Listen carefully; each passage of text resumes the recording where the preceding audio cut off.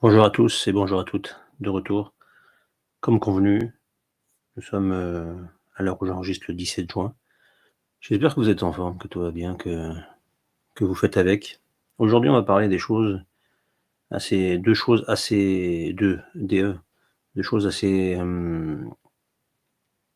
on va dire, ridicules, parce que elles sont grossières, ces choses-là. Elles sont très grossières. Parce que, pourquoi je dis ça? Parce que c'était tellement convenu, tellement grossier, que normalement ça aurait dû faire un flop tout de suite, que ça n'aurait jamais dû, être, suivi par les gens, en général, peu importe leur obédience, leur origine et cetera. Mais et puis voilà, on serait passé à autre chose au bout d'une demi-heure, quoi. Une fois que l'info était validée, on l'assimile et puis on la dégage parce qu'on voit qu'elle est ridicule. Non, bah, c'était pas le cas. Ça a été suivi, mais quelque chose de phénoménal et aujourd'hui, ils suivent encore et c'est un coup, hein, tout simplement un coup de communication. Il y en a qui l'ont vu, mais trop tard et puis surtout, ils n'ont pas compris la nature du coup. Quels étaient les buts de ce coup médiatique, et ils l'ont pas vu. Ils l'ont pas vu tout simplement parce que, le voir réellement, ça aurait contredit toutes leurs croyances tout simplement et ça, de se remettre en cause intégralement, c'est impossible. Donc je parle évidemment de la flottille de Gaza, la fameuse flottille.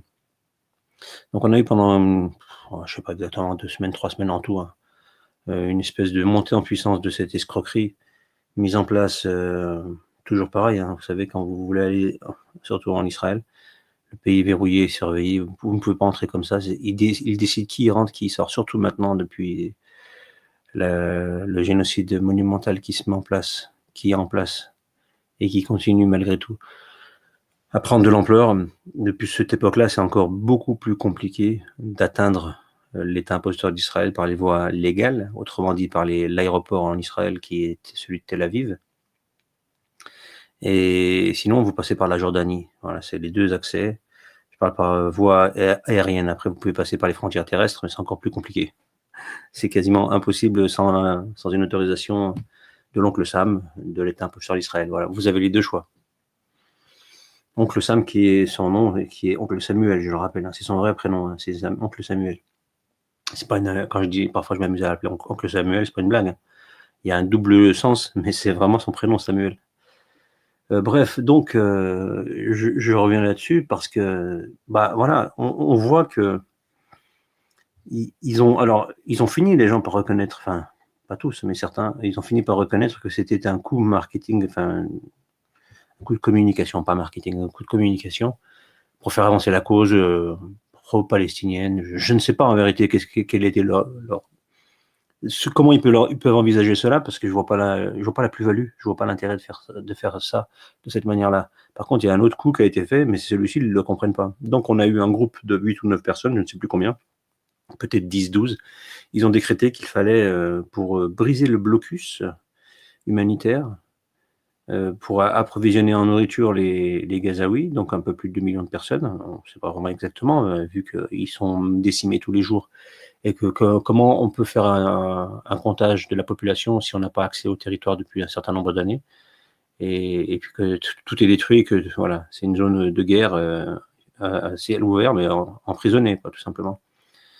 Et donc ils ont décidé en ramenant donc 3 sacs de farine, 2 barres de chocolat et un paquet de nuts, ils comptaient aller briser le blocus alimentaire donc et éradiquer la famine. Bon, j'en rajoute, je grossis les traits, etc. Mais au début, pendant un certain nombre de jours, c'était vraiment, on va briser le blocus. Mais tout le monde, quand on a vu la quantité de nourriture, c'est un petit bateau, hein. Je veux dire, il fait 15 mètres de long, j'en sais rien, je ne sais pas exactement. Je ne sais pas comment on peut les qualifier ce bateau. Est-ce que c'est un catamaran? Est-ce que c'est je ne sais, mais je connais même pas les termes, hein, pour vous dire.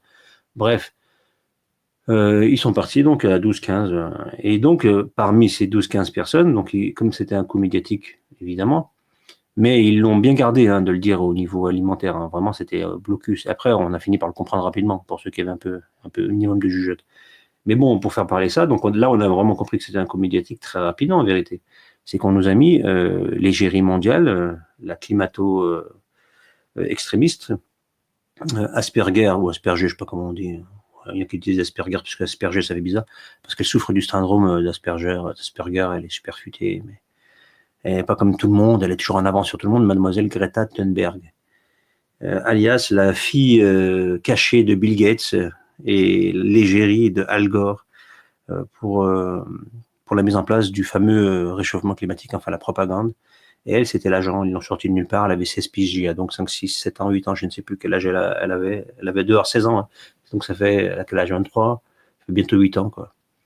8, 9 ans peut-être, 2016, 2017, elle a commencé à apparaître, et puis après, voilà, elle est revenue, elle est repartie. Elle nous a dit qu'on lui avait gâché son enfance, parce qu'on avait pollué la Terre. C'est une vidéo qu'elle a faite, hein, très connue. Pour ceux qui ne connaissent pas, réveillez-vous, parce que c'est chaud. Donc ils nous ont ramené cette chose, parce que j'appelle ça une chose, c'est une création. C'est pas... Toute sa famille, toute sa lignée est très étrange déjà, son père, sa mère, enfin bref, ils sont tous très étranges. Et donc ils nous ont ramené donc Greta Thunberg, j'appelle ça Thunberg parce que pour le fun, l'orage, Thunberg. Donc la montagne de l'orage, Thunberg. Donc les éclairs, etc. Donc Zeus, ah mon Dieu, il va frapper, il va punir l'humanité parce qu'on n'est pas gentil. Je colle des choses qui ne sont pas forcément logiques, mais encore que, pourquoi pas. Bref, et donc ils l'ont affiché en tête d'affiche, Greta, qui vient sur la flottille de Gaza. Dès le début, d'ailleurs, elle a été l'égérie des porte-paroles internationaux pour Gaza. C'était très rapidement, elle était déjà au taquet, elle défendait les Gazaouis, etc., et la Palestine en général. Voilà, elle mettait le kéfier, parce que c'est comme ça qu'on les reconnaît. L'habit ne fait pas de moine, mais le kéfier fait le partisan.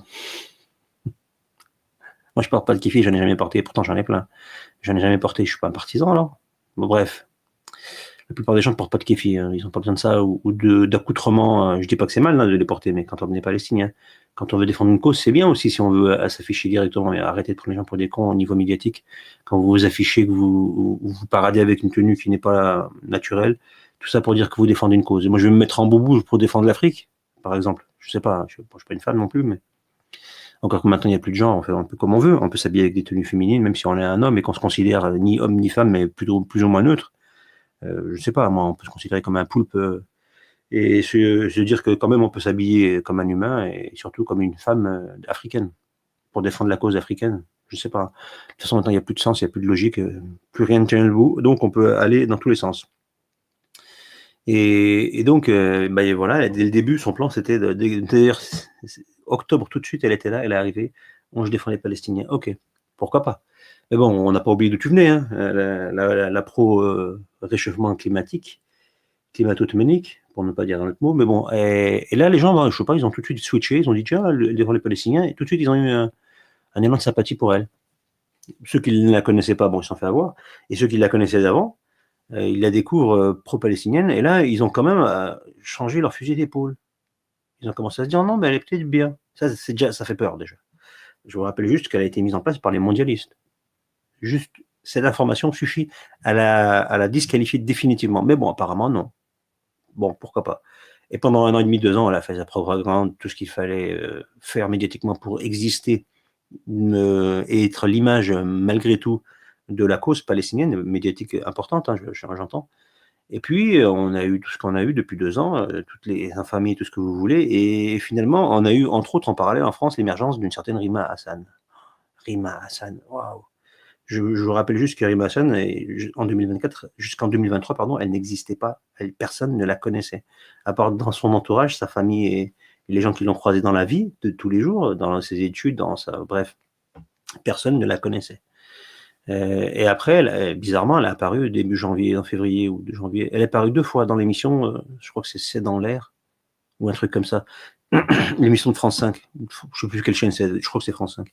Elle est apparue 2 fois, elle était invitée. Bon. Moi, quand j'ai recherché à savoir mais d'où elle venait, quand est-ce elle est apparue, je ne l'ai jamais vue, moi, avant le novembre 2024, 23, je ne la connaissais pas. Je ne l'avais jamais vue. Et en regardant, on voit qu'elle a fait 2 émissions au début d'année.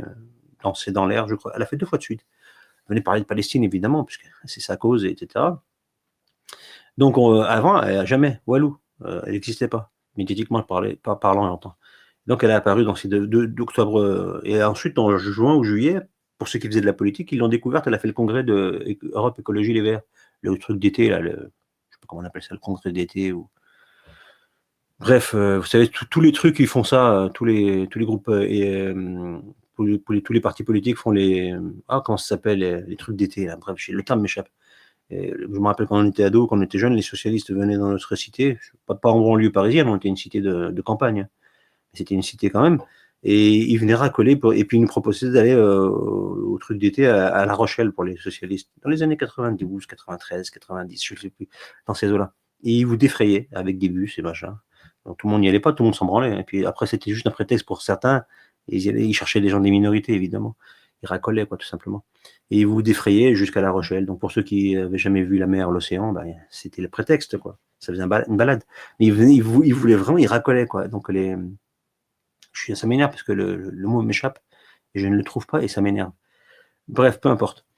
Et donc, les universités d'été, je crois que ça s'appelle. Quelque chose comme ça, voilà. Et donc, elle a fait partie de ça au mois de juillet. Donc, vous voyez la montée en puissance médiatique, hein. Elle commence par les émissions télé, elle fait un petit débat 2 fois, elle est invitée. Et ensuite, elle revient en été. Mais là, elle fait de la politique, elle s'engage avec les Verts. Puis ensuite, on la voit ensuite, octobre, 7 octobre. 7 octobre, ça commence, voilà. Les choses rentrent dans le dur, donc on l'a préparé un petit peu, et les gens, certains l'ont aperçu. Son nom commence à être repris. Et puis on la voit, elle commence à être invitée dans l'émission de télé, etc. Puis là, on la vend. Défenseur déclaré, autoproclamé, médiatiquement parlant, encore une fois, elle n'est pas venue de nulle part. Mais ça, les gens ne font pas gaffe, vous savez. Et elle apparaît, elle revient régulièrement, et ensuite c'est le buzz. Tout le monde la veut, tout le monde la reprend, et puis après son histoire, hein, elle est d'origine syrienne, libyenne, pas libyenne, syrienne, palestinienne. Elle a été réfugiée, elle est née dans un camp de réfugiés, ensuite elle est venue avec sa mère, elle a galéré, ensuite elle a fait des études, elle s'est intégrée, elle a développé, elle est devenue avocat ou je ne sais quoi, ou alors avocat d'affaires, ou je ne sais plus, un truc comme ça dans sa carrière, quoi. Donc on va dire qu'elle s'est intégrée, elle a travaillé, etc., la force, le courage, et puis elle défend sa cause d'origine, quoi. Donc on s'est dit bien, génial, elle a travaillé au tribunal international, je crois, pendant un certain nombre d'années. Faudrait que je regarde, mais bon, ça m'a tellement fatigué. Enfin, le cursus classique de quelqu'un qui a l'air bien, quoi, qui défend une bonne cause, puisqu'il a le fond de ce qu'elle est, c'est la cause palestinienne, c'est la souffrance par rapport à sa famille, etc. Donc elle est cohérente dans ce qu'elle est, dans ce qu'elle représente et ce qu'elle fait depuis le 7 octobre, on va dire, elle est cohérente, ça passe. Donc elle est montée en puissance jusqu'à arriver au point où elle s'est affiliée à LFI et en parallèle, très rapidement, donc d'ailleurs, 7 octobre, Rima Hassan qui arrive, LFI qui est tout de suite diabolisée, puis ensuite Rima Hassan qui rejoint LFI. Et cette diabolisation de LFI et cette montée en puissance de Rima Hassan, c'était de la mise en œuvre, c'est de la mise en pratique de la manipulation. Comment vous voulez faire apparaître quelqu'un de totalement inconnu, le faire monter en puissance et de le rendre très, très, très important pour une certaine cause, qui vous arrange d'ailleurs, en très peu de temps, c'est en la diabolisant. Ils ont fait que ça. Tout de suite, ils l'ont diabolisé, elle et les filles. Ils les ont tellement diabolisés qu'à la fin, c'est étonnant que, tiens, elle, Rima Hassan, elle arrive avec et les filles se mettent ensemble. Elle devient candidate parce que je crois que les Verts lui avaient proposé, parce qu'elle était donc avec les Verts au départ, ils lui ont proposé une place pour les européennes, mais elle n'était pas éligible. Elle était placée, je ne sais pas exactement comment ça fonctionne, mais si on vous place dans un ordre, à partir d'un certain ordre, vous n'êtes pas élu. Vous êtes sur la liste, mais vous ne faites pas partie des élus. Tandis que si on vous place suffisamment dans les 10 premiers, je ne sais pas exactement, si vous gagnez, vous êtes élu. Donc vous siégez au Parlement européen. Et les filles lui ont proposé ça, donc elle est partie avec les filles. Voilà, donc vous voyez déjà le truc. Après, c'est ce qu'ils disent, hein. Après, ça se trouve, c'est juste du foutage de gueule. Et d'office, elle devait être avec les filles. Il fallait juste montrer voilà, un petit cheminement, histoire de dire que c'est pas calculé, elle avance en fonction des intérêts qu'elle peut défendre, parce qu'aller au Parlement européen, c'est pouvoir défendre la Palestine, c'est toujours pareil, hein, par rapport aux nations européennes. Donc voilà, faire entendre parler de la cause palestinienne. Donc elle, c'était ça son projet. Je pense, hein, elle l'a jamais annoncé comme ça, mais on comprend que c'est ça son projet. Et par ses actions, hein, qu'elle fait médiatiquement parlant. Et finalement, elle est sur les listes de LFI, et après, on entend, donc ça monte la sauce, LFI antisémite, Rima Hassan antisémite parce qu'elle défend la Palestine, toujours pareil, et comme beaucoup de LFistes défendent la Palestine, un certain nombre, et à la fin, ça fait que tout le monde entend parler d'eux. Alors en mal, on s'en fout. Et ensuite, ça crée les partisans. Dès qu'on parle, on critique, et surtout quand c'est les dirigeants sionistes de ce pays, journalistes, rédacteurs en chef de presse, ou simplement hommes politiques, ou tout ce que vous voulez, qui ont la parole et qui sont pro-sionistes, Ils ne font que ça, donc ils alimentent, ils critiquent et Hassan et les filles, et à la fin, tous les gens qui sont pro-palestiniens et anti-génocide, tout simplement, ils vont avoir forcément de la sympathie en se disant, voilà, il l'attaque, il l'a calomnié, tout ce que vous voulez, donc forcément, ils sont du bon côté. Et c'est tellement facile de comprendre ça. Et je dis pas que c'est faux, elle a l'air, quand on écoute, elle a l'air du bon côté, et les filles aussi. Et je vais pas dire qu'ils sont pas du mauvais côté, qu'ils sont du mauvais côté, non. Par contre, je m'arrête pas à ça. Je me dis, mais c'est étonnant, quoi. Cette meute qui s'acharne d'un seul coup pendant des semaines, des mois, tous les jours, sur quelqu'un qui est apparu subitement et qui décide de diaboliser un parti politique, qui le diabolisait déjà avant, mais là, ils se sont lâchés. Vraiment, il y a quelqu'un qui a donné un coup de top départ, comme toujours. Il donne un top départ et ils sont tous sur la même ligne et ils y vont. Il n'y a pas de censure en face. Hein. C'est-à-dire qu'ils tiennent des propos abjects en les qualifiant de tous les noms, pro-terroristes, tout ce que vous voulez. Mais personne ne censure, personne ne coupe parce que vous ne pouvez pas accuser les gens comme ça gratuitement. Sans preuve. Et donc à la fin, ça permet de faire la publicité. Et les gens dans l'émotion, ils comprennent pas, ils acceptent, inconsciemment, ils valident le fait qu'elle est une résistante. Voilà. Et les filles sont des gens bien. Et donc, il est arrivé ce qu'il est arrivé. Elle a été élue au Parlement européen. Elle a apparu de nulle part, un an après, elle est députée européenne. Et c'est là-dessus qu'elle continue à parler. Maintenant, elle va siéger. Elle a encore une autorité, une visibilité beaucoup plus importante. Donc, maintenant, elle est passée à l'international.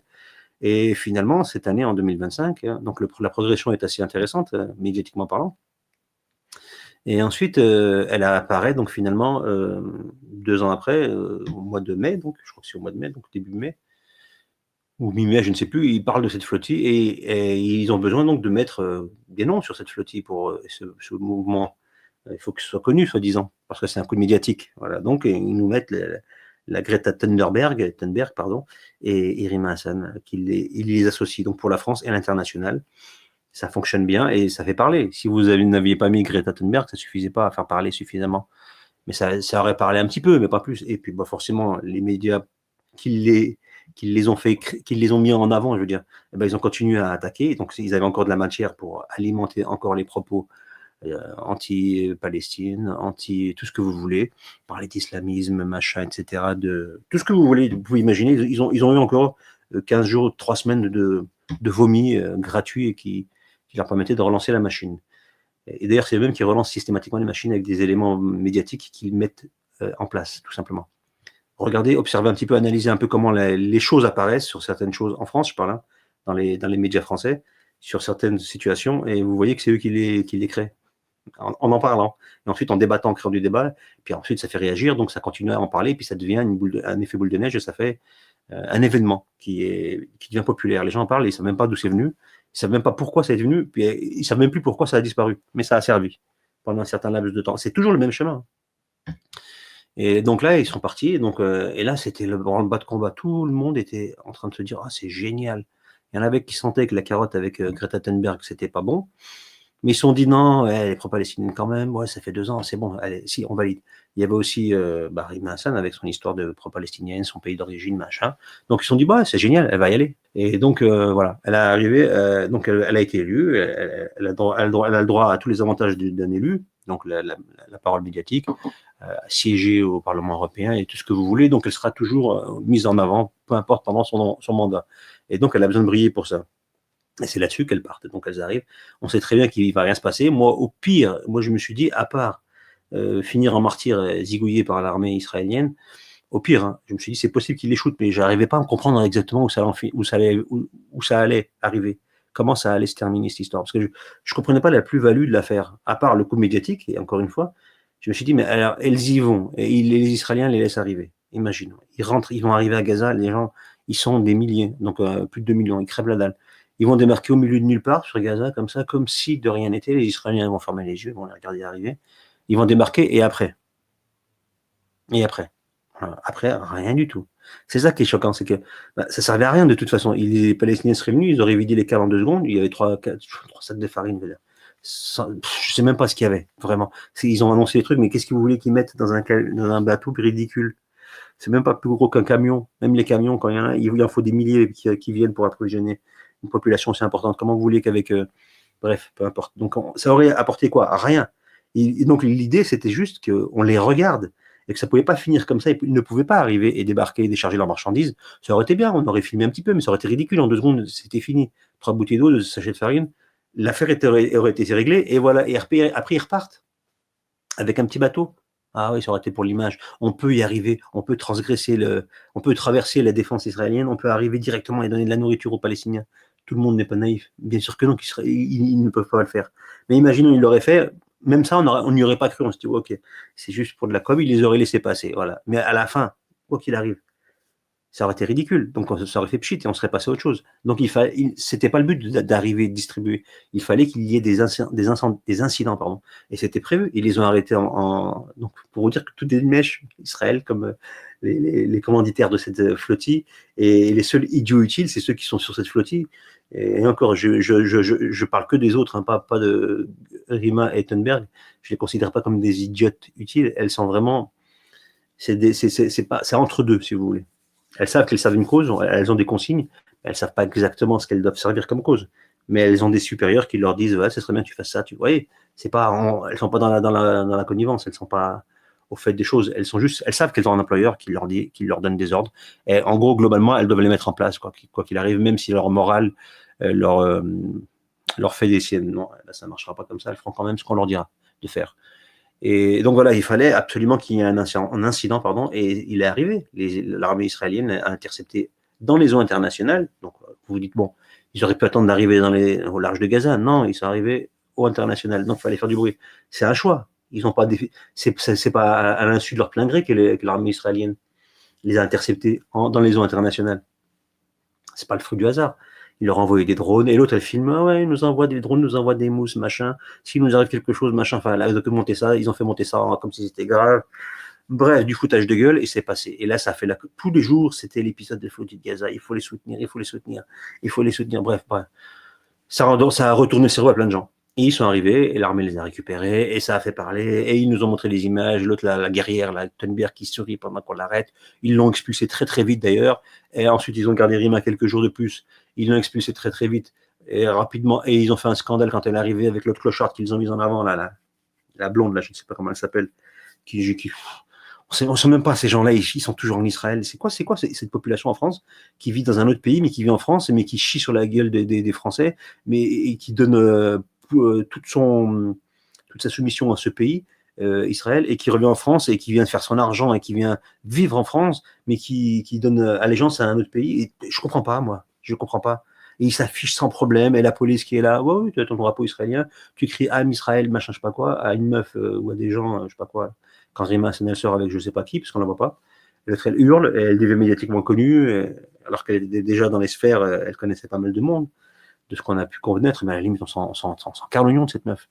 Elle s'est fait sa petite pub, et puis ça marche, quoi, voilà, tout simplement. Et donc voilà, elle revient très rapidement, hein. Les autres qui étaient avec elle, ils ont été libérés qu'aujourd'hui même, apparemment, les derniers. Ils sont restés 10 ou 15 jours, 10 jours de plus que les autres. Mais Thunberg et Rima Hassan, elles sont sorties très rapidement, et ensuite, bah voilà, elles sont revenues, elles ont parlé, ça a fait parler. Pendant 15 jours, on n'a eu que ça. Et elle est finalement, Thunberg, elle a fait ses déclarations, je ne sais pas où, en Suède.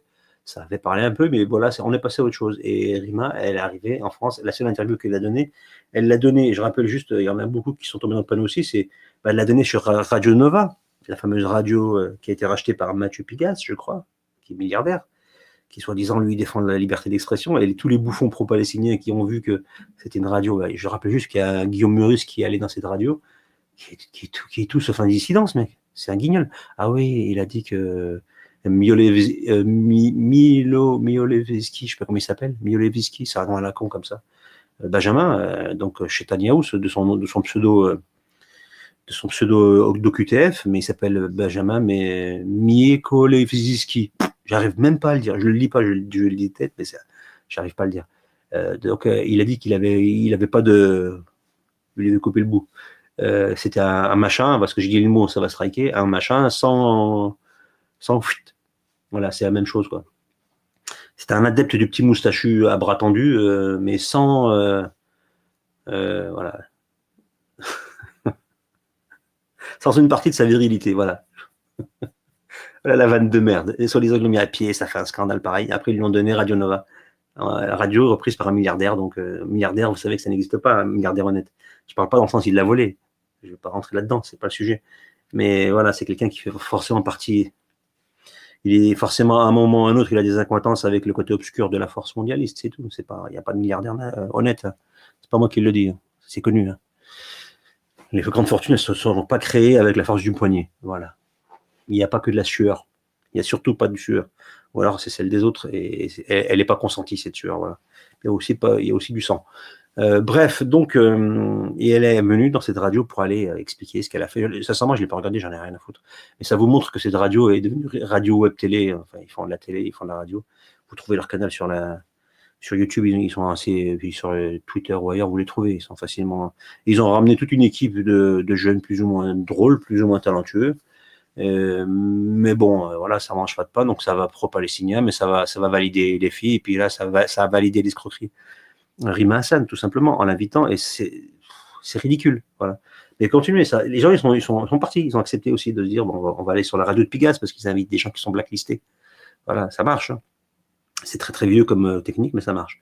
Et donc, voilà la flottille, à quoi elle a servi? À rien, si ce n'est encore mettre un peu plus en avant Rima, donc l'entériner dans un poste, dans une position, pour préparer le terrain, pour valider encore une fois l'idée d'un groupe politique qui va être l'alternance dans 2 ans en France, parce que là, je reviens au problème franco-français.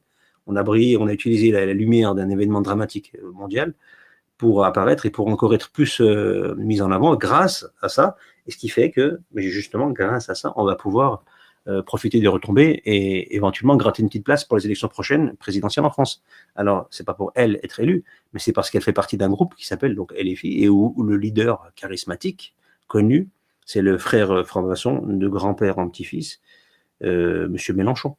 Les gens ont peut-être oublié, ils étaient déjà prêts pour voter pour lui en 2025.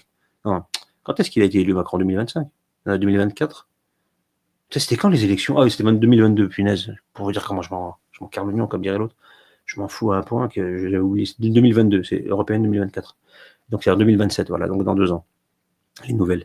C'est que du sang, du malheur et des crimes pour les Palestiniens et pour le monde arabe en général. Parce qu'ils sont arrivés dans un pays qui n'était pas le leur et ils l'ont pris de force avec l'aval des nations européennes.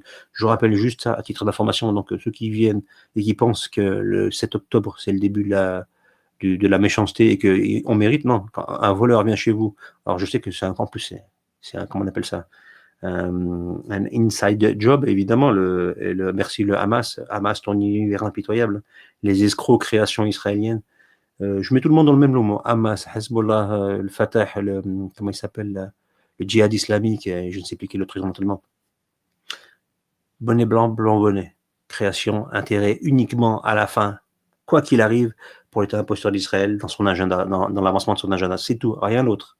Absolument rien d'autre. Et il y a le facteur Druze qui rentre dedans, sachez-le, ne l'oubliez pas. Et donc voilà, donc moi je sais que c'est une fumisterie, et puis ceux qui se tirent la bourre en se disant ouais, attention, cachez-vous, ils sont toujours en train de crier à la guerre comme si ça les excitait. J'ai l'impression, je comprends pas le délire en fait. Ils sont là, ouais, attention. Ils voient un échange de missiles, là on voit des missiles, ils ont détruit des immeubles, pas grand chose d'ailleurs, mais quelques immeubles ont été détruits en Israël. Génial, 3 morts, 12 blessés, des vitres éclatées, bon voilà. Pour tout ce qu'ils ont envoyé, juste ça les dégâts, c'est du foutage de gueule, c'est une blague. C'est une blague. Après, les Israéliens, ils renvoient un truc, ils pètent l'immeuble de la télé, la journaliste, on la voit en train de hurler, la journaliste télé iranienne, et après, elle revient, elle décorée défoncée, elle continue à parler. Bref, c'est impressionnant, hein, il vous en faut pas grand-chose pour... Et puis, on raconte tout et n'importe quoi, on met bien en scène, franchement, on met bien en scène. Alors que si l'Iran voulait vraiment détruire Israël, elle l'aurait fait. Après, ils disent qu'ils ont fait une fatwa pour pas avoir l'arme nucléaire.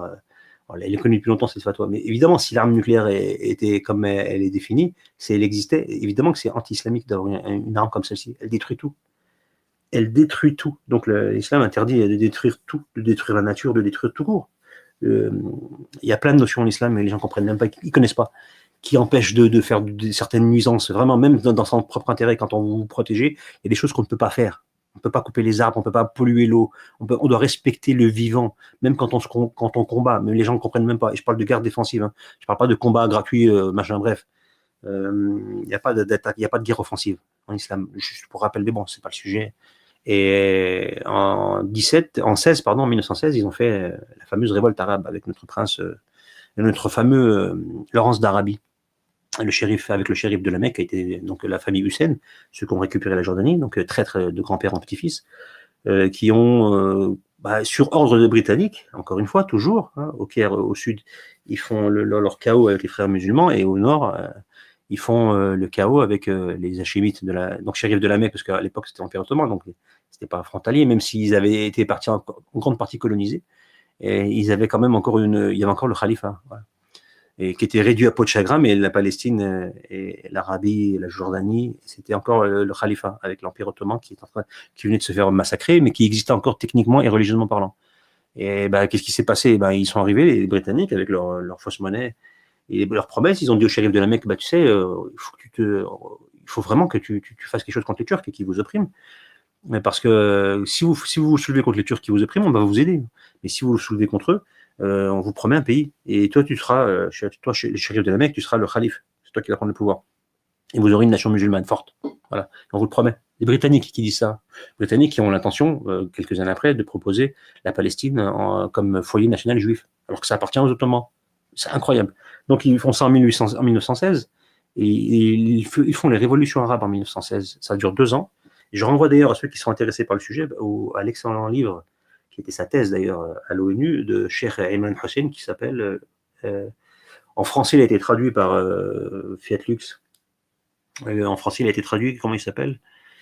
Khalifa, je crois qu'il s'appelle. Et donc il est disponible aux éditions Fiat Lux, donc il l'a traduit par Khalifa, le titre, mais il est beaucoup plus long que ça, le titre en anglais. C'était la thèse du Cheikh Imran Hussein qui a découvert tous les accords entre le shérif de la Mecque, les alliés britanniques, les Égyptiens, enfin, il rentre dans les détails, comment on a, avec les Ottomans, etc. Il explique, parce qu'il a vu tous les accords, comme il était à Genève, il a étudié, pour ceux qui ne le savent pas. Donc, j'explique pourquoi, parce qu'il sait de quoi il parle, le Cheikh Imran Hussein. Cette thèse qu'il a développée en 1976, je le rappelle juste. Ça fait 50 piges bientôt. Il a développé ça parce que c'était sa thèse d'étudiant. Et il avait accès à tous les contrats dans les archives de l'ONU à Genève. À l'époque de Genève, c'était le cœur, il y avait énormément d'archives. En tout cas, avant que ça parte à Genève, à New York, tout ce qui était des années 30-40, c'était à Genève. Donc il y avait les archives, donc il y a eu accès. Et là, il a été choqué. Et comme il était musulman, il a vu la trahison, il a compris comment. Il y avait les contrats, les courriers, tout. Incroyable ce livre. Je vous le conseille fortement. Khalifa. Vous pouvez le trouver, pas en français, mais en anglais, il est disponible gratuitement sur le net. C'est le Cheikh Imran Hussein qui le met gratuitement. Donc d'ailleurs, vous pouvez lui faire une donation parce que tous les bouquins qu'il a, il les a tous mis en ligne gratuitement. Après, il y a à boire et à manger, mais la plupart de ses ouvrages, ils sont juste exceptionnels sur le fond. Et il y a un certain jeune Syrien qui s'appelle Anounou. C'est un Syrien, kurde syrien, très, très, très. Financièrement, c'est un notable. Alors, j'ai eu un petit problème avec mon StreamYard, donc je continue en dehors de StreamYard pour reprendre ce que je disais. Et ce que je disais, c'est que je parlais d'un certain Ibrahim Anounou, un Syrien d'origine kurde, il est kurdo-syrien. Et c'est un notable de sa région. Et au début de cette révolte arabe qui a eu lieu donc à partir de 1916, sur impulsion des Britanniques et d'un certain, comme je le disais, Laurence d'Arabie, le célèbre, qui a été, son aventure et son épopée ont été mis en image dans les années 60 avec, pour l'incarner, l'acteur Peter O'Toole. Et il y avait dans le casting un certain Omar Sharif.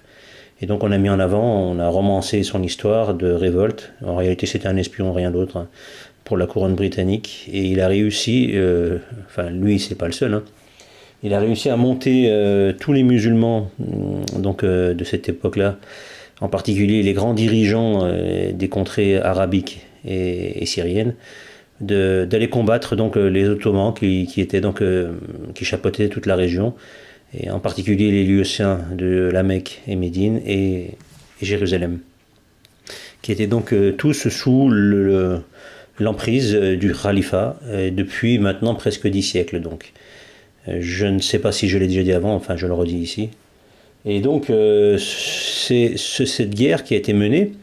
Donc il y a eu donc un élan de, on va dire, de solidarité guerrière, et ça a fait des émules et ça a créé des vocations. Et certains Syriens, entre autres, pas que, mais certains Syriens, sont allés combattre dans le Hijaz, du côté donc, de la chasse gardée du shérif de la Mecque, Hussein. C'est donc la famille Hussein qui va donc diriger ensuite la Jordanie. Et donc sur leur arrière-grand-père, par rapport je crois qu'il s'appelle Abdallah le dernier, je ne sais plus s'il s'appelle comme ça, c'est le dirigeant actuel, avec sa mère américaine. Je ne sais plus s'il s'appelle Abdallah, enfin peu importe, le dernier qu'on a aujourd'hui, enfin c'est un sioniste. Hein. Je me pose la question si sa mère n'est pas juive, mais bon, pourquoi pas, disons qu'il est musulman. Je souris en disant ça évidemment, imaginons qu'il l'est, peu importe. Donc son grand-père, son arrière-grand-père même je crois, était donc le shérif de la Mecque, et donc c'était le gérant de cette région, et donc des lieux saints de l'islam. Il a été donc mis en place, il a été orienté, financé par les Britanniques, qui l'ont lancé contre les autorités ottomanes, qui donc étaient musulmanes évidemment, et qui géraient un lieu hautement important pour les musulmans, et pourtant ça n'a pas empêché les Ottomans, les Arabes de la région d'aller se battre contre eux. Ils ont même déclaré ça comme étant un djihad. C'est pour vous dire le niveau. Et donc beaucoup de personnes qui avaient les moyens et qui avaient l'intention aussi de libérer les terres musulmanes de la contrainte et de la, entre guillemets, du despotisme des Ottomans, donc sont allés combattre les Ottomans. Et en particulier donc Ibrahim Anonou, qui est parti de 1916 à 1918. Et il a combattu, on ne sait pas exactement où il a combattu, mais on sait qu'il est resté presque donc toute la période de la révolte de 1916 à 1918. Et puis une fois que les choses sont arrivées, il est rentré en Syrie. Et il a même pu voir l'arrivée, je suppose, on n'a pas les preuves, mais il a pu voir l'arrivée des Français et des Britanniques à Jérusalem quand ils ont réussi à traverser. Ils sont rentrés par la porte, j'ai oublié le nom, très très connu, qui est devenu ensuite, je crois que la rue porte son nom, le général Allenby. Et il a expliqué, voilà, ils les ont vus arriver en 1918 quand ils ont donc défait les Ottomans, et que ça a fracassé définitivement l'autorité des musulmans, et ça a permis de détruire le califat quelques années plus tard. Enfin, là, il venait de prendre un sacré coup. Et il était avec ce général Allenby, donc britannico, avec les forces britanniques et françaises, évidemment, qui sont rentrées. C'était les Britanniques qui géraient. Et il y a eu donc à la tête un certain Abdallah, j'oublie son nom de famille, qui était donc un Palestinien, druze, non, un Syrien, pardon, druze, qui est entré avec ce contingent de non-musulmans. Et il est rentré avec eux à Jérusalem, et il a permis ensuite ce qui est arrivé au niveau palestinien et la création future de l'État imposteur d'Israël. C'est un druze musulman, soi-disant. Enfin, les druzes ne sont pas musulmans, pour info. Je le rappelle encore une fois, ils sont tous sauf musulmans. Ils ne sont rien de tout du tout. C'est un autre sujet. J'y reviendrai un peu plus tard. Et donc, ce Ibrahim Anonou, qui était revenu dans cette même période, mais lui, il est resté en Syrie, il est venu puisque maintenant, il y a un deuxième combat qui commençait. Donc, en plus d'avoir combattu donc, les musulmans ottomans en Arabie et d'avoir permis leur défaite, il est revenu donc, en Syrie, toujours province ottomane, et cette fois-ci, mais comme tout commençait à changer, les Britanniques et les Français s'étaient installés grâce donc en Syrie, au Liban, en Jordanie, en Irak. Et en Syrie, donc je viens de le dire. Et donc ils s'étaient installés avec le traité de Sèvres, ils avaient récupéré certains endroits, ils avaient partagé le Moyen-Orient si vous voulez. Et donc dans la foulée, quand les Français se sont établis en Syrie, les Français ont commencé donc à diriger, à se mettre en tant que force en attendant que le conflit, la Deuxième Guerre mondiale terminait. Et les Ottomans allaient perdre la guerre puisqu'ils étaient du côté des Allemands. Donc ils allaient perdre la guerre, ça arrangeait tout le monde. Entre-temps, on a eu la déclaration Balfour, donc 1916, non 1917, mais juste l'année d'avant, en 1916, au début des printemps arabes, de la révolution arabe, pardon, on a eu donc les accords Sykes-Picot. Ensuite Balfour l'année d'après. Donc pendant ce temps-là, donc c'était en pleine période de révolution arabe, pendant que ce Ibrahim Anonou combattait d'abord en 16-18 dans la région du Nejdj.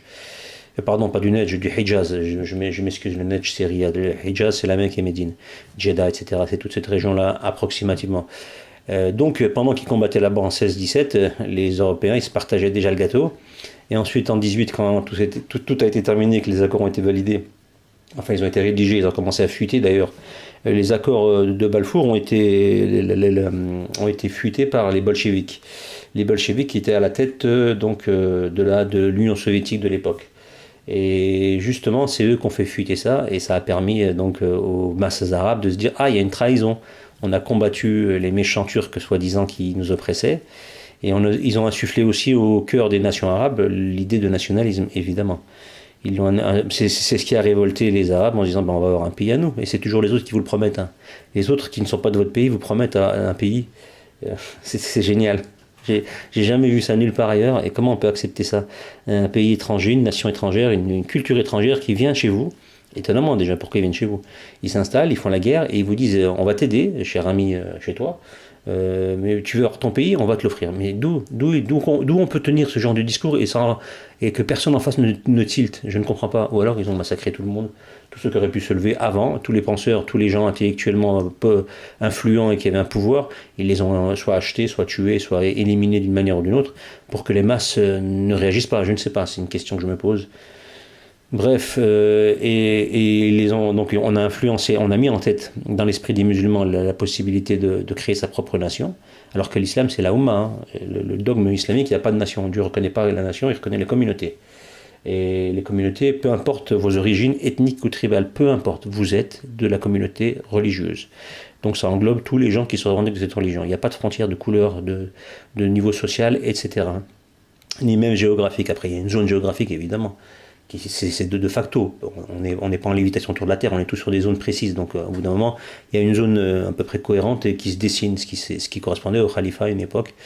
Mais il a été rongé par les Britanniques, les Anglais, les Italiens, les Allemands, donc toute l'Afrique du Nord. Ça, c'était juste avant, ça faisait partie du programme. Pour détruire le Khalifa, il fallait le ronger de tous les côtés, l'attaquer de tous les côtés. Donc on l'a attaqué par la colonisation.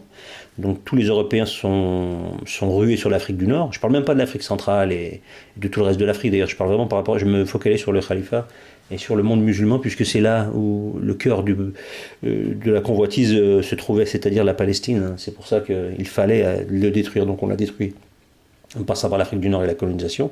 Donc on l'a affaibli, et puis à la fin on a lancé directement les attaques militaires avec des agents et des nations qui sont rentrées directement. Mais c'est toujours pareil, c'est toujours les franco-britannico-sionistes hein, qui sont à la manœuvre, avec les États-Unis en retrait toujours, mais toujours là. Hein, et plus le temps est passé, plus ils se sont imposés les Américains, évidemment. Et donc après la Première Guerre mondiale, nous avons eu donc c'était pendant la Première Guerre mondiale, donc on a relancé ces premières révoltes arabes, et puis une fois que ça s'est terminé, étonnamment, la victoire a été pour les Alliés. C'est eux qui ont récupéré, donc ils ont défait l'Empire ottoman, mais c'était très bien calculé, donc au final, ils ont récupéré un territoire magnifique, et surtout, ils ont réussi à se partager le gâteau. Il fallait le faire intelligemment.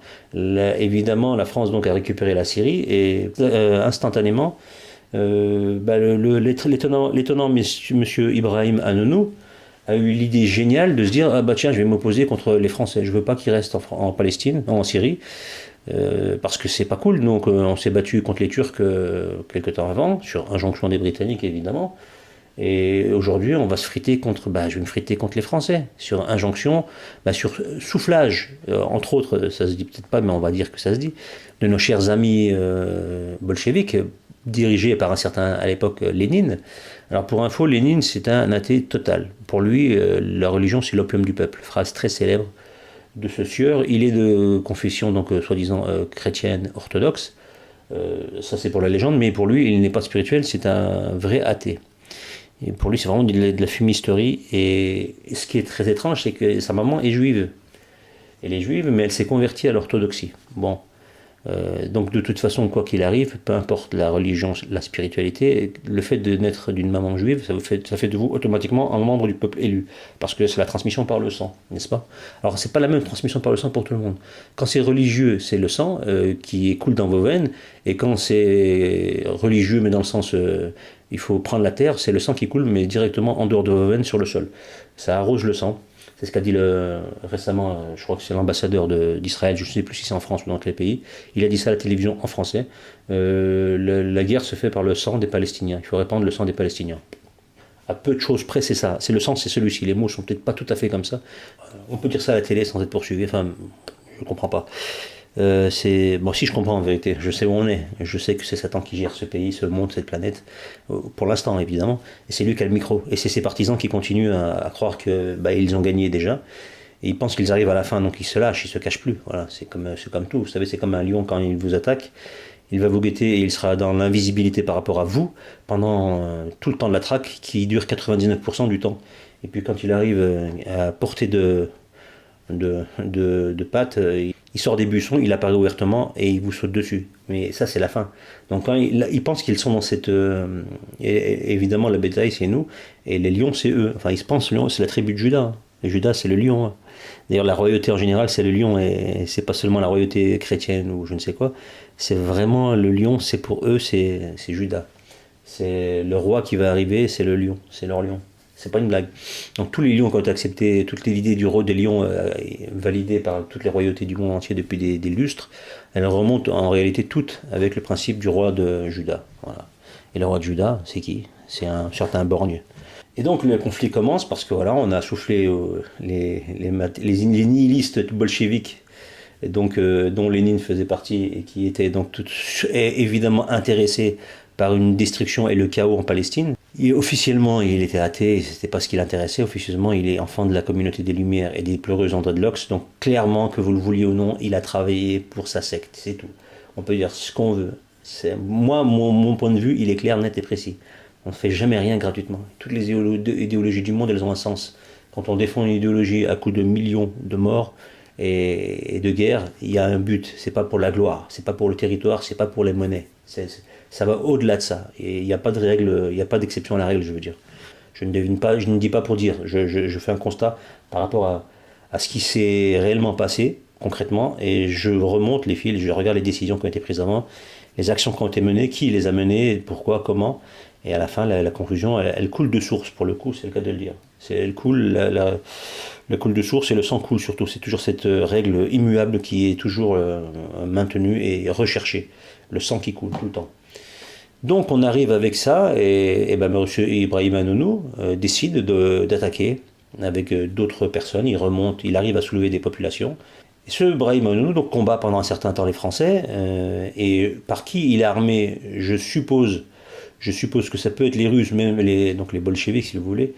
Mais il n'y a aucune preuve qu'il le valide. Mais il a été financé militairement. Déjà, il avait de l'argent, mais ça ne suffisait pas pour maintenir une guerre. Il a fait la guerre pendant des années, 2-3 ans. Les Ottomans aussi, je pense, c'est aussi une piste, parce que je ne vois pas autrement qui pourrait... Puisque les Ottomans étaient aussi en guerre contre la France à cette époque-là. Donc à l'époque, c'était Atatürk qui avait pris le pouvoir, bien que le califat existait toujours et que la République turque n'était pas encore proclamée. Ça n'est arrivé que... donc si on est en 1920, c'est arrivé 3-4 ans après. 23-24, il y a eu la révolution... la proclamation de l'État turc, ça doit être entre 22-23 et 24, ils ont aboli le califat. C'est dans ces eaux-là, une année près, je dis ça de tête. Et donc je pense qu'il a été fourni en armes et en biens divers et variés pour maintenir le combat par les jeunes Turcs, c'est eux qui étaient au pouvoir. Et pour info, il a été formé à Istanbul, puisque c'était le califat et c'était l'Empire ottoman qui gérait. Donc Anonou, il a vécu à Istanbul, il a été formé dans la grande faculté là-bas. Je ne sais plus quelle étude il a suivi, mais c'était donc un notable vraiment, et un érudit, il avait un certain niveau d'études et de connaissances. Et il a vécu là-bas pendant un certain temps, donc il connaissait beaucoup de monde, si vous voulez, en Turquie. Et il avait des contacts jusqu'à la fin de sa vie d'ailleurs, avec les dirigeants du moment de l'Empire ottoman et ensuite de la République turque. Ce qui fait qu'il connaissait bien, donc il a été aidé aussi, pas seulement, donc probablement à 99% à coup sûr, il a été aidé par les Ottomans, mais il avait toujours eu des contacts avec les jeunes Turcs, qui est un mouvement maçonnique, qui est le responsable du génocide arménien. Génocide arménien qui a profité à la création de l'État imposteur d'Israël, je le rappelle. Génocide arménien qui n'a absolument rien à voir avec les musulmans. Pas absolument plus rien à voir, même si le califat existe encore, ceux qui dirigeaient la Turquie concrètement à cette époque-là, c'est en 1915, donc le génocide arménien, ce sont les jeunes Turcs dirigés par un certain Mustafa Kemal Atatürk. Kemal, c'est pas son vrai prénom, Mustafa sûrement, et Atatürk c'est son pseudo, ce qui veut dire le père des Turcs, mais Kemal c'est-à-dire le complet. C'était une qualification qu'on lui donnait. En réalité, c'était juste un sabbatéiste, autrement dit un dominé, qui jouait, donc c'était un juif caché, déguisé. C'est un descendant idéologique et même peut-être ethnique de Sabata Zevi qui a vécu à Salonique et qui a créé sa secte quelques siècles auparavant. Et donc lui c'est un descendant, il est né à Salonique aussi. Grande ville sabbatéiste qui a vu naître entre autres la maman d'un certain Sarkozy, comment il s'appelle, tout petit Nicolas, voilà, Nicolas. Il a été condamné, donc on peut dire que c'est C'est un délinquant. Il a plus de bracelet, maintenant il est carrément libre. Enfin, il a fait ce qu'il a pu. Il a tué des milliers de Libyens pour les printemps arabes qui sont, comme disait BHL, c'est bon pour Israël, les printemps arabes. Pour dire, dès que le sang arabe il coule, c'est bon pour Israël. Pas que le sang arabe, mais ils adorent le sang arabe. Ils adorent, je sais pas, il doit avoir un goût qui, je sais pas, qui doit les rendre heureux. Ça doit être un élixir, une drogue, je ne sais pas. Et donc il a combattu les Français pendant un certain temps, et jusqu'au moment où, malgré tout, ils ont réussi, entre guillemets, à avoir une espèce d'indépendance ou d'une autonomie. C'est ce Ibrahim Hanounou. En même temps qu'il les combattait, il a été initié en tant que franc-maçon dans une loge qui s'appelle la loge Keisoun, si je ne dis pas de bêtises, en 23, je crois. Et il est une loge qui est affiliée au Grand Orient de France. Et c'est pas par hasard qu'il a été initié dans cette loge. Indifféremment, les Français et les Anglais ont installé, elle existait déjà, mais c'était pas à ce point-là. Là, ils ont installé des loges maçonniques pour leur propre intérêt, pour ensuite pouvoir monter des nations, des sociétés, c'était prévu. Et donc, grâce à ces loges maçonniques réparties dans tous ces pays, avec leurs agents évidemment, on pouvait ensuite former les futurs dirigeants de ces pays-là et obtenir d'office leur allégeance. Et c'est comme ça qu'on a réussi à installer des gouvernements ridiculement fantoches là-bas dans ces pays, en Syrie, au Liban, en Irak, en Palestine aussi évidemment, et probablement ailleurs encore. Je rajoute à cela toutes les sectes qui existent, parce que c'est une fourmilière à sectes là-bas, dans le Moyen-Orient, et en particulier le Levant. C'est que ça, c'est des sectes kilomètres carrés, il y en a plein. C'est à croire qu'il y a un élevage, c'est étonnant. Plus on se rapproche des terres saintes et plus il y a des sectes, c'est étrange, ou pas. Vous voyez comme vous voulez. Plus on s'approche de la vérité, plus Satan va détruire et va faire ce qu'il peut pour divertir et égarer. Donc la création de sectes coule de source en réalité.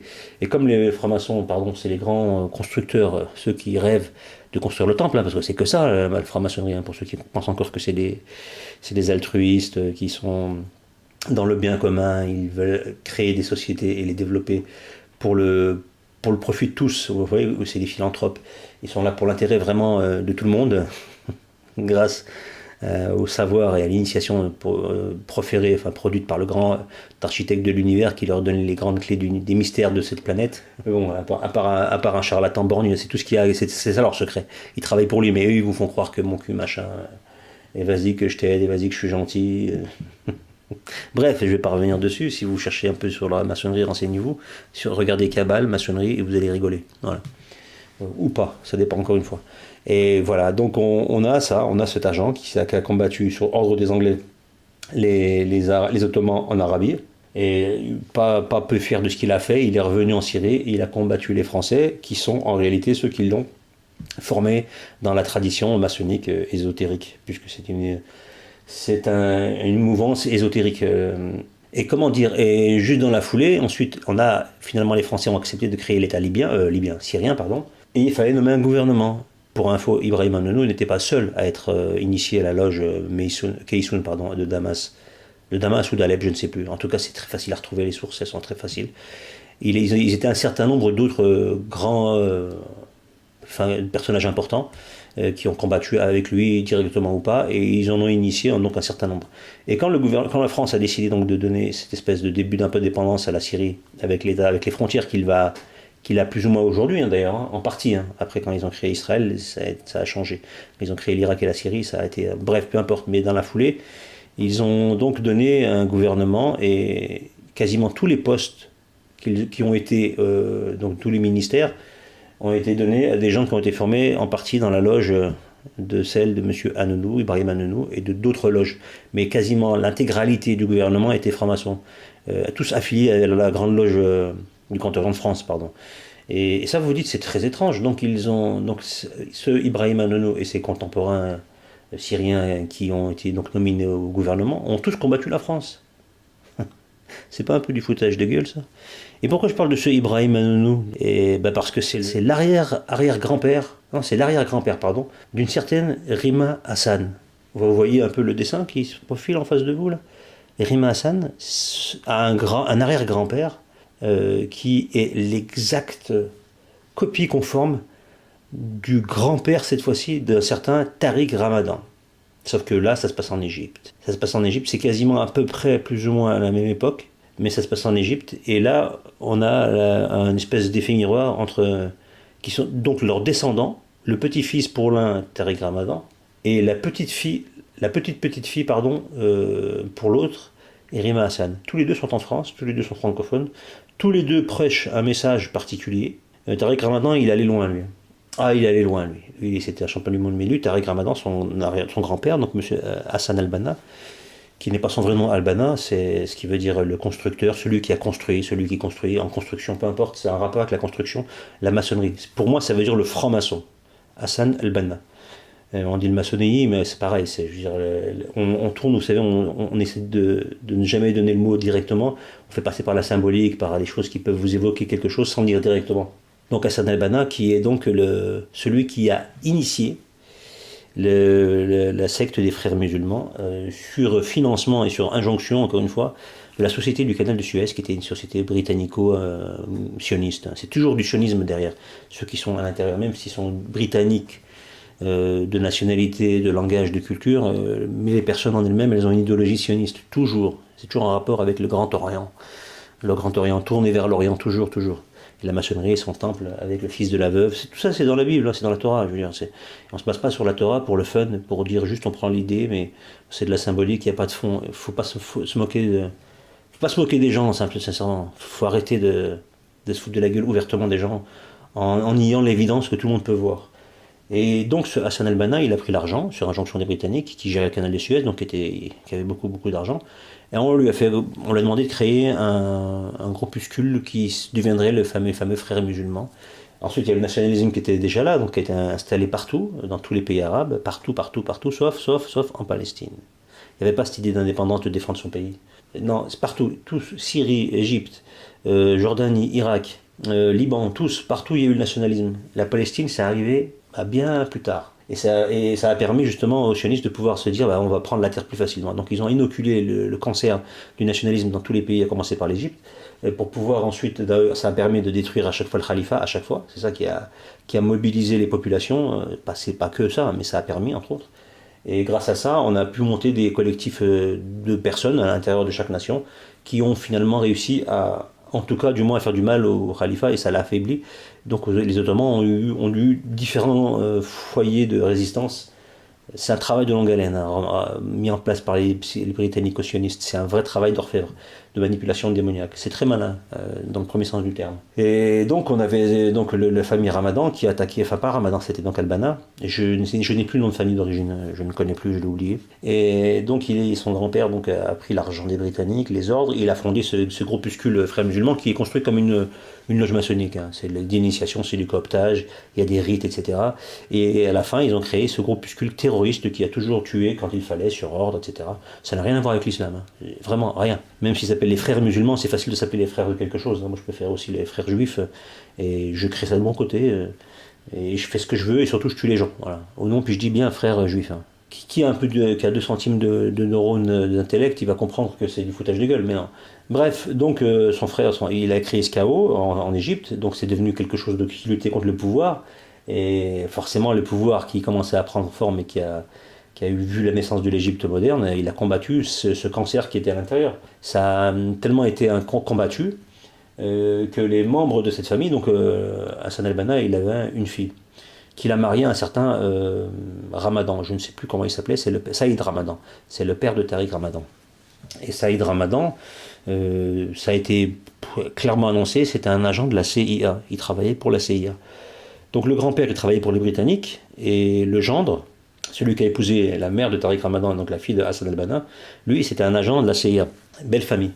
Donc travaillant pour l'Occident tout le temps pour la destruction de l'Empire musulman, il fallait détruire quand même l'Égypte parce que c'était le plus gros morceau qui empêchait vraiment l'installation de l'État imposteur Israël futur. Il fallait détruire en amont. Donc il y a eu cette destruction faite avec ces agents. Il n'y a pas que eux, évidemment, ils sont nombreux, mais eux c'est les plus importants.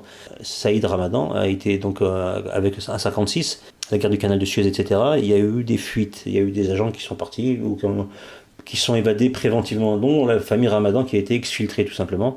Je ne sais plus en quelle année, mais c'était juste, je pense que c'est très très proche à l'époque du canal de Suez, la guerre de Suez. Et il allait s'installer, donc on l'a exfiltré à Genève. On lui a filé la mosquée de Genève, qui est gérée depuis jusqu'à aujourd'hui par le frère, si je ne me trompe pas, je ne me sens pas que ça a changé, par la famille Ramadan, mais surtout par le frère Hani Ramadan. Tandis que Tariq Ramadan, lui, il a, vu que je pense que c'était le plus éloquent, ils sont 6 frères, hein, et je crois une ou deux sœurs, et lui, Tariq Ramadan, il a eu le droit à la médiatisation parce qu'il parlait très très bien, il était très éloquent. Vous l'avez tous vu parler, il parle très très bien, il présente bien. Il sait comment tourner les phrases, tourner les choses, comment présenter les choses. Donc il a expliqué qu'il était très pieux à tout le monde. Il a tellement bien expliqué qu'il l'a même prouvé, parce qu'il arrivait à passer 12 heures dans un pieu, sans sortir du lit. Et pas tout seul, hein. Et pas dans son lit, et pas avec sa femme. Mais plein d'autres femmes, ça c'est génial.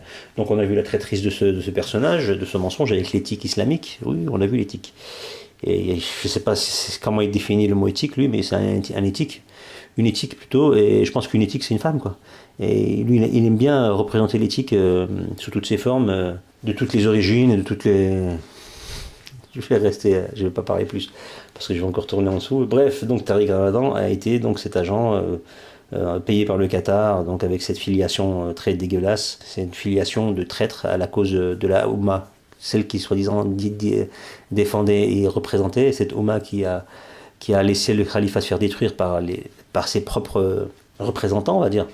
Donc Tariq Ramadan, aujourd'hui, il est, entre guillemets, rattrapé par son destin, par sa filiation spirituelle, c'est-à-dire c'est de la traîtrise, c'est du mensonge, c'est tout ce que vous voulez. Donc, en fait, ça n'a pas sauté de génération, du coup. Le grand-père qui était traître avec les Britanniques, le père qui était traître avec les Américains, et le fils qui était traître avec tout le monde. Et il a fréquenté le Qatar, il a travaillé avec les Britanniques, Tony Blair, pendant qu'il bombardait l'Irak, en 2003, 2004, etc. Il avait une chaire à Oxford, soi-disant. Bref, il a fait que des choses sympathiques. Il voulait maçonniser. Je pense qu'il est franc-maçon. Je pense que j'ai très peu de. J'ai pas de doute là-dessus. J'ai aucune preuve, hein, mais j'ai pas de doute là-dessus.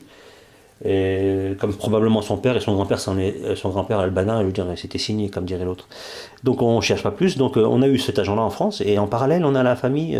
Je reviens sur Hanounou. Et ensuite, il avait une fille, ce Ibrahim Hanounou, et cette fille, il l'a déshéritée parce qu'elle s'est mariée, donc c'était la grand-mère de Rima Hassan, donc il l'a déshéritée, on va dire, entre guillemets, il l'a excommuniée, je crois pas trop, mais c'est la légende, parce qu'elle s'est mariée avec un Palestinien communiste. Et donc ça c'était juste avant, je pense, dans les années 30, et ensuite il est mort, mais comme il l'a excommuniée, elle a perdu tous les territoires, tous les terrains qu'elle avait, toutes les richesses qu'ils pouvaient avoir, parce qu'ils avaient des terrains, ils avaient de l'argent et tout. Il y a eu plein de réfugiés, donc ils sont réfugiés dans tous les pays limitrophes, et en particulier en Syrie. Et il y a un des camps qui était sur le territoire, sur la terre, qui était dans son arrière-grand-père. Et donc c'est assez drôle. Je me posais même la question si le camp, ce n'est pas celui dans lequel elle est née. J'ai un doute, j'ai pas la preuve, mais...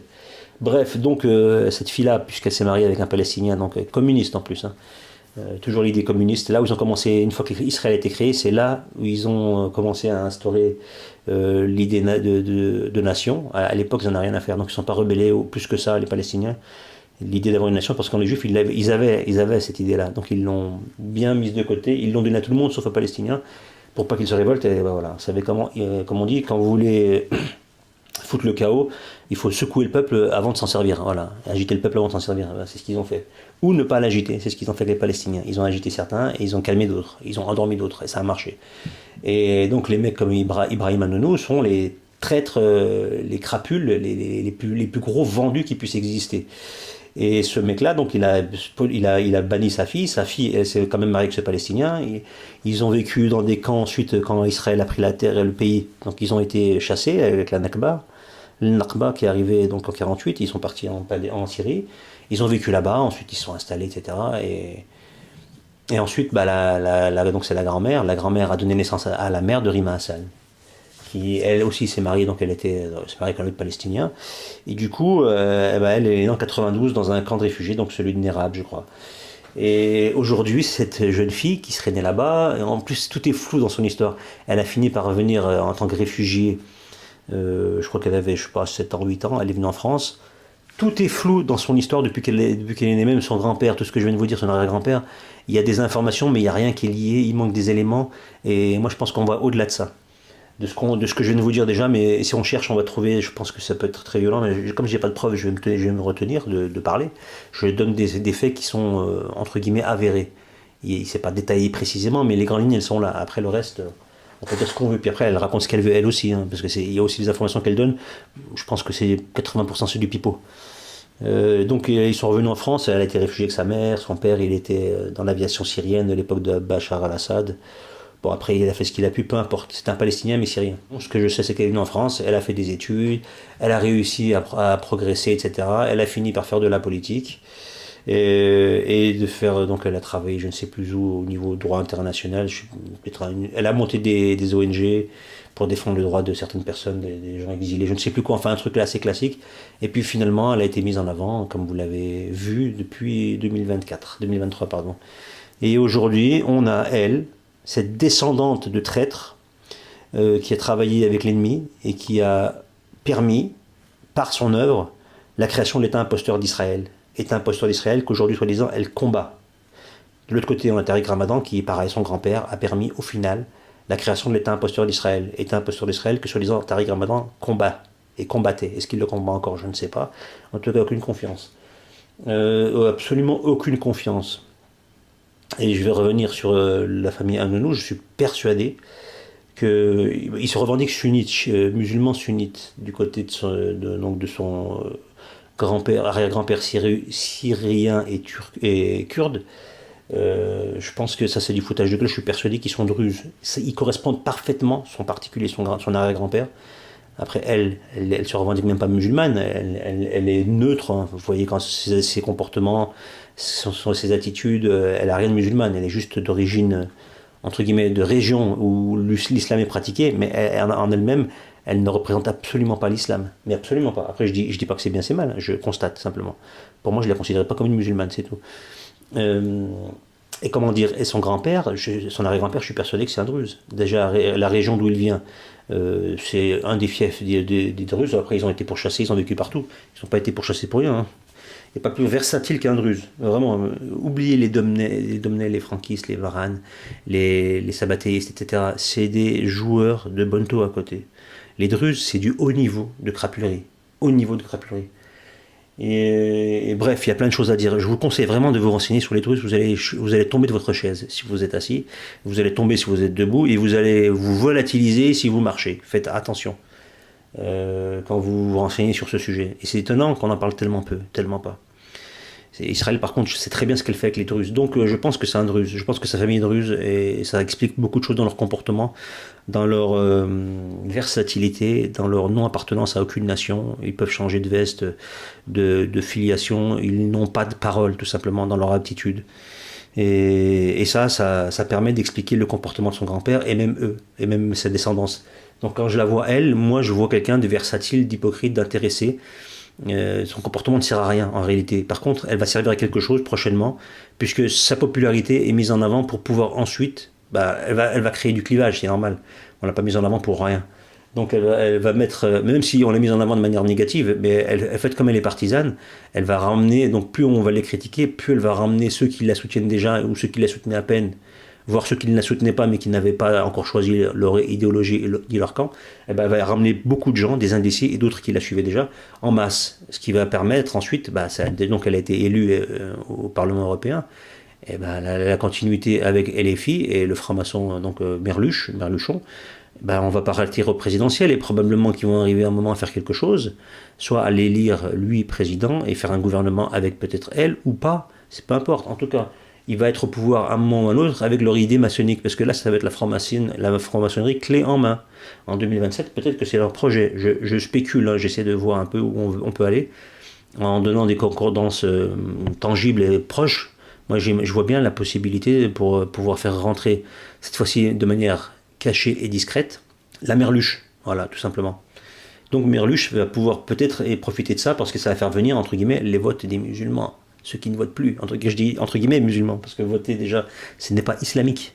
Ce n'est pas islamique. Après, on vit dans un pays qui n'est pas islamique, je comprends, mais on n'est pas obligé de participer à cette mascarade. Il y en a beaucoup qui ne votent pas, mais il y en a beaucoup qui votent aussi. Et il y en a beaucoup qui votent qui ne votent plus parce qu'aussi ils sont un peu dégoûtés de la politique, etc.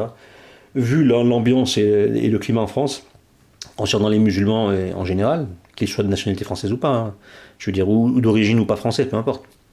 Donc il y en a beaucoup qui vont se remettre à voter pour ça, grâce à elle. Donc plus vous lui crachez dessus, plus ça lui fait, c'est bénéfique pour elle, et Et donc plus le plan, et c'est ça le plan de nos chers dirigeants sionistes, il est magnifique parce que c'est ce qu'ils veulent. C'est exactement ce qu'ils veulent. Là, quand vous allez voir la présidentielle de 2027, si Mirluchon est élu, ou j'ai du mal à croire qu'il sera élu, mais je pense qu'il deviendra Premier ministre. Il y aura un truc comme ça, parce qu'ils vont faire un gros score. Ils vont se faire battre par une crapule qui va être la même chose que Macron et compagnie, hein, que Sarkozy, etc. Ça ne changera rien. Mais on va l'avoir. On va avoir quelque chose de monumental et on aura le temple de Jérusalem, clé en main, à l'Élysée, ou qui dirigera le pays par le fait d'être le Premier ministre et le dirigeant du gouvernement. Et en plus, ils auront la majorité à l'Assemblée, enfin, ils pourront faire voter des lois, etc. Et là, ça va être freestyle, ça va être propre. Alors pour info, je le rappelle encore, vous pensez que vous n'avez jamais eu l'extrême droite, vous pensez que l'extrême droite peut arriver au pouvoir, mais réveillez-vous, elle est déjà là. Depuis au moins Sarkozy, elle est là, l'extrême droite. En France, elle dirige le pays. Et ça se voit de plus en plus. Je ne sais pas ce qu'ils n'ont pas encore compris, les gens. L'extrême droite dirige ce pays. Vous n'allez pas voir, arrêtez d'avoir peur de quelque chose qui risquerait d'arriver, puisqu'il est déjà là. Vous barbotez dans les eaux de l'extrême droite en France. C'est ça qui est génial, c'est que vous n'en rendez même pas compte. Puis on vous fait croire que oui, il faut combattre l'extrême droite, alors que vous êtes là, avec elle, en train de lui taper des bises. Bref, peu importe. Mais continue à dormir. Donc après avoir eu le sabbatéiste Sarkozy, ensuite on a eu le Maran Hollande, ensuite on a eu Macron, le fils de Rothschild, le fils de la veuve, probablement Maran aussi. On va avoir directement le fils aîné de Gadelou. Ou à l'Élysée, ou à Matignon, et donc il dirigera la France. Ça va être génial. C'est probablement là où on va aller. Donc toutes ces petites manœuvres politiques, tous ces personnages qu'on sort de nulle part, comme des diables de leur boîte, que ce soit Rima Hassan ou d'autres, hein, parce qu'il y aura sûrement d'autres épisodes avec d'autres personnages, dans d'autres mouvances d'ailleurs, hein, pas forcément avec les musulmans ou quoi, ça peut partir dans tous les sens. Dites-vous bien que c'est de la mise en scène encore une fois et que ça sert à l'intérêt. Quel est l'intérêt ? Vous le verrez au fur et à mesure, mais on sait qu'à la fin, il faut avoir une nation qui dirigera toujours les projets et le destin de la nation vers Israël, à un moment ou à un autre. Alors, ce ne sera jamais affiché ouvertement, mais maintenant, est-ce qu'ils se cachent ? Non. Alors, là, si c'est Marluche qui vient Premier ministre ou président, il va gérer de sorte à ce que ce soit bien emballé, mais ce sera toujours dans cette direction. Surtout un franc-maçon de grand-père en petit-fils. J'ai du mal à croire que la République, c'est lui. Son corps est sacré, je vous le rappelle juste. La République, c'est lui. La République des Lumières, les Lumières maçonniques. Toujours en train de regarder le Grand Orient. C'est-à-dire, à l'époque, c'était le phare d'Alexandrie qui illuminait le Grand Orient. Il était tourné vers Jérusalem. Le phare d'Alexandrie, celui qui a une des 7 merveilles du monde qui a disparu. Il illuminait Jérusalem, comme la Statue de la Liberté. À New York, elle est orientée vers Jérusalem. Et elle a sa torche qui illumine toujours. Mais bon, ça c'est des détails, les gens ne voient pas les symboliques, peu importe. C'est pas des symboliques cachés, c'est des symboliques toutes basiques qui sont même plus des symboles en réalité. Elles sont vraiment des. C'est un panneau qui vous dit voilà, regarde ce qu'on te montre là, parce que c'est là où on va. Et les maçons ils vous disent nous on parle carrément de temple, on se cache pas. Donc construire un temple, c'est pourquoi ? Vous voyez un peu l'idée ? Si on construit un temple, les maçons veulent reconstruire un temple. Il n'y a pas de symbolique là-dedans, c'est fini la symbolique. Eux, ils vous disent que c'est de la symbolique, mais oubliez la symbolique chez eux. Il n'y en a pas. Pas à ce niveau-là. Bref, mais bon, je complotise, je m'égare, etc. Bref, donc continuez à soutenir la flottille de Gaza. C'est terminé, hein. Mais il va y avoir d'autres épisodes. Alors peut-être que cette fois-ci, ils vont y aller en ski. Après, la flottille fait de la nage. Après, on aura la flottille qui fait du ski. La flottille qui va se faire ceci. La flottille à la montagne. La flottille machin. Ce ne sera pas la flottille, ce sera autre chose, mais vous voyez, ça va nous faire le coup des bronzés, mais avec, déjà en parlant de bronzés, Rima Hassan, elle colle parfaitement. Bref, donc voilà, je vais en rester là. Sachez juste que le plan continue, que l'Iran joue la petite pleureuse, avec des tonnes, soi-disant, on envoie des bombes tous les jours, avec le nombre qu'ils envoient tous les jours, ils ont quasiment rien détruit. De temps en temps, ils touchent un petit truc, mais 300-400 ogives tous les jours, peu importe la puissance, mais 300-400, alors c'est spectaculaire, les lumières, le ciel, le dôme de fer, ils se foutent de notre gueule, ils vous ont montré que le dôme de fer ne résiste pas, mais ça déjà à la base c'est du foutage de gueule. Croire que le dôme de fer a été débordé et qu'il s'avère être inefficace, et ça c'était pas prévu par ni Oncle Sam ni Israël, faut vraiment être teubé, je sais pas moi, faut avoir des parents consanguins, pour pas comprendre que c'est encore du foutage de gueule. En 91, vous avez oublié, pour les plus anciens, comment les missiles entre guillemets de Saddam Hussein, ces fameux Scud qui partaient depuis Bagdad ou du désert du sud de l'Irak, ils partaient vers Tel Aviv il y avait je sais plus comment ils appelaient d'ailleurs leur système de défense avec les missiles Tomahawk qui captaient tous les Scud. Il y en avait quasiment très peu. Il y en a peut-être 5 ou 6 qui sont arrivés, je sais plus combien exactement. Qu'on touchait, il y en a un ou deux à Jérusalem. Et toute Tel Aviv, peut-être Jérusalem, je ne sais plus. C'est tombé la plupart du temps, ils étaient interceptés. Il n'y avait rien. Il n'y avait rien qui passait. Et là, aujourd'hui, avec leurs trucs qui sont annoncés, machin, tout le monde les voit arriver. Ils passent au-dessus de la Jordanie, ils passent au-dessus de la Syrie, qui sont deux créations aujourd'hui, maintenant, qui sont dans la main d'Israël et des Américains. Réveillez-vous, juste comprenez ça. Donc les petits trucs qui tombent là, les petites lumières très jolies là, qui tombent le soir comme ça, et qui cassent une vitre, qui éventrent une façade, et qui tuent 3 personnes sur des frappes par milliers, au final, cumulées, vous voyez pas qu'on se fout de votre gueule. C'est le même principe que le Hamas, qui envoie des missiles toute la journée, soi-disant, et qui tombe dans le désert, qui défonce une chèvre, la pauvre, qui broutait ce qu'elle pouvait brouter, ou qui tombe sur un camion dans un coin, ou sur un olivier, voilà, c'est tout ce que ça fait. Voilà, 3 blessés, 2 cailloux qui ont changé de place. Et là, Israël arrive F-16, phosphore blanc, et là par contre, eux, ils rasent tout, ils détruisent tout. Vous voyez pas un peu comment donner le bâton pour se faire battre?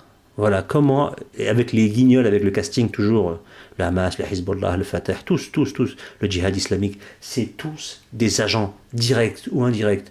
Peu importe ce qu'on veut, à la fin, ils sont là pour servir la soupe et servir l'avancement, et pouvoir ensuite donner la réplique à Israël qui va faire ce qu'elle doit faire. Ça fait partie du plan, c'est un script, on va le répéter 1000 fois.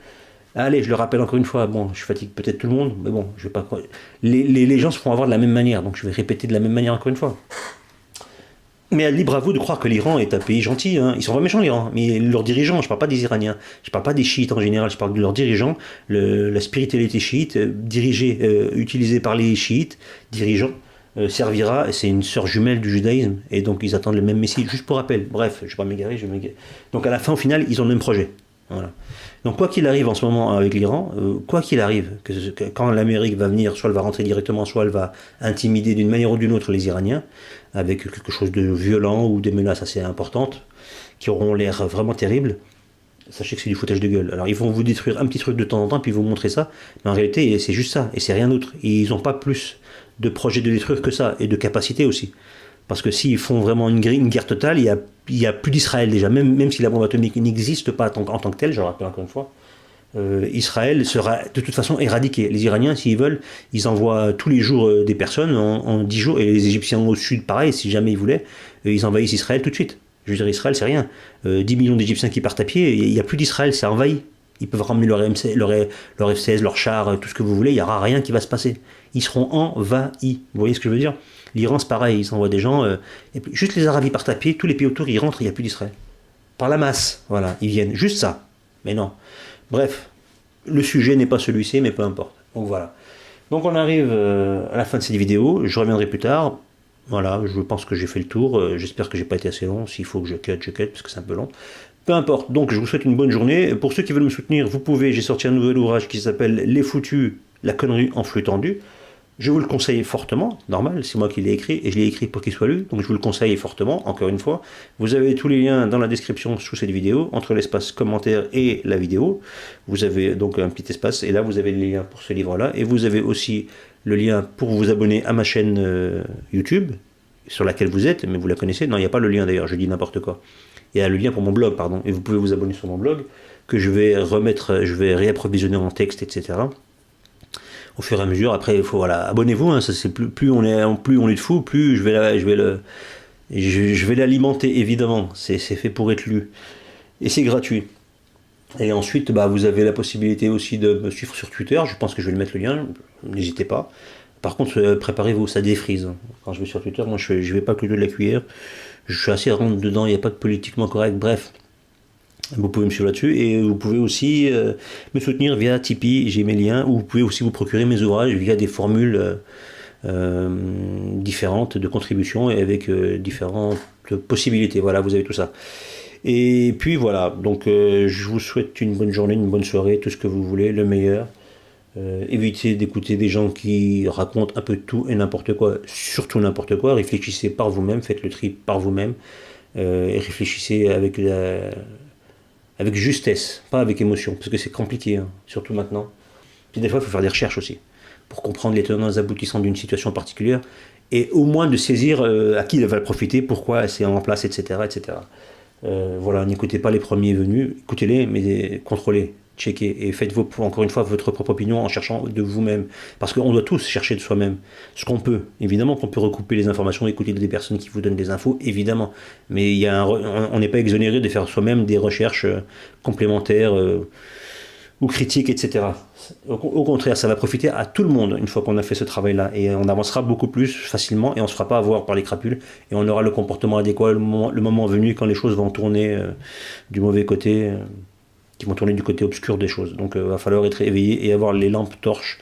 Pas celles qui vont illuminer le temple maçonnique, mais celles qui vont illuminer notre voie. Parce que nous, ce qu'on recherche, c'est la vérité. La vérité, c'est la lumière. Et Dieu nous l'a dit, il nous l'a expliqué. La religion qui nous définit, nous, c'est ceux qui cherchent la lumière, la vérité. C'est pas ceux qui inventent des choses et qui cherchent le chaos et l'obscurité. Et voilà, nous sommes dans des temps obscurs. Et la lumière viendra que depuis la vérité. La vérité, il n'y en a pas 150. Voilà, c'est pas compliqué. Donc sur ça, je vous souhaite une bonne journée. Je vous dis faites attention à vous. Encore une fois, je vous dis à très bientôt et que Dieu vous garde.